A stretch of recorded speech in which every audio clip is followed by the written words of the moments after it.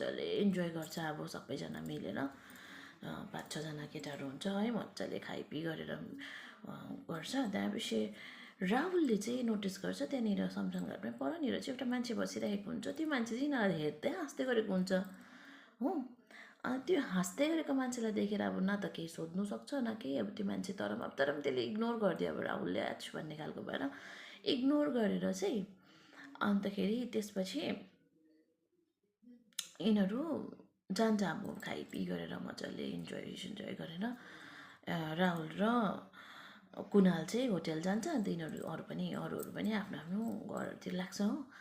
त्यसपछि एकदम बिहान अब यिनीहरूको बिहान 6 बजी अलार्म बजेर चाहिँ अब आँखा खुल्छ।